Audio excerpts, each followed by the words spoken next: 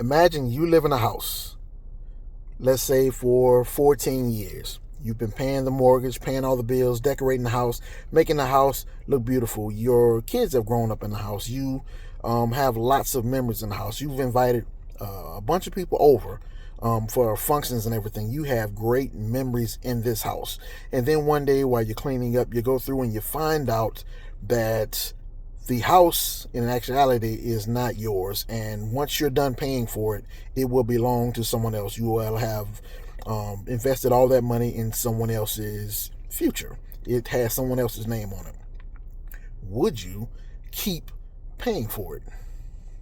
That's the question. I've been seeing all of these stories where someone is talking about a man and he finds out that after 10 years, 12 years, 15 years, the child is not his, and he kind of just steps away from it. And they're like, well, since you've been his father for that long, you should go ahead and continue on being his father, blah, blah, blah, and everything like that. But they're not understanding how that man, he's already been hurt. He's already been raped for all his worth for years. He's invested in that child. He's put all his money in that child and everything like that. When it's all said and done, his legacy will not be living on. That's not how that works. That's what we get from children. If my son goes out there in the world, I'm going to die eventually, I suspect.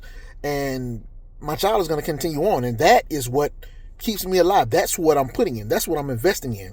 My son is my future. He is my immortality. So if it were to come, find out that he's not my son or whatever, that investment is gone. Now, don't get me wrong, somebody else is going to benefit from that. Whoever the real father would be, that's who would benefit from that. But I can understand perfectly, those fathers stepping away from it. They have been hurt, they have been raped, and we're gonna pretend like, that we tend to think that a father's pain or a male's pain don't really matter. He should suck it up. He can suck it up. We have been taught to suck it up, suck it up, suck it up. Don't, just deal with it. And that's not kosher. That's not kosher. So this is my response to those people who say, well, you've been in this life for 10 years. You've been in this life for 15 years. You should keep doing it. Why? And yes, the child is hurt. Yes. But let's be honest with everybody. It wasn't the man that hurt the child. It was the mother. Well, I was looking at this video where this woman was talking about a man who found out when his child was 14 years old that the child wasn't his, and he just kind of fell away from the whole situation. He just stopped dealing with it altogether, and everybody's, ganging up on this guy saying, you've been his father for 14 years. What has changed now? Just because blood is not tied to it, you shouldn't do that. And he's a bad person because he could do that. But on the same token, nobody's blaming the moms. Nobody's on her, and in this particular story, he didn't find out that the kid wasn't his until she started cheating again. They started having problems. He was starting cheating, and he started getting, he started thinking about things, and then he went and tested his kids, or he tested the kids and found out that the oldest child was not his.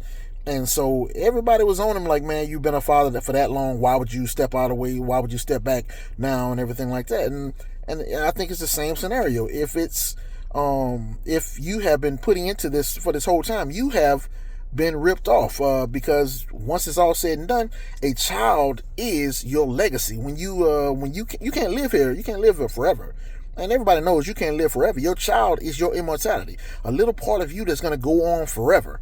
Now, I'm not knocking somebody who raises someone else's child. That's not what this is about. It's about the choice to do so. If I meet a woman and she has a kid and we get together, I decide that, hey, okay, I understand that kid belongs to someone else. I'm willing to raise that child, but I know for a fact that when that child is grown, that child is not a little part of me. It's a little part of someone else. I have accepted that. But when you betray my trust and have me thinking that was my child, I reserve the right to walk away. Who wouldn't? Because the legacy you leave, this somebody else's legacy. You stole the man's legacy, and then you're upset with how he reacts to it. Everyone wants to blame the guy when any blind man can see it's the mother's fault. Place the blame where it belongs. Thank you.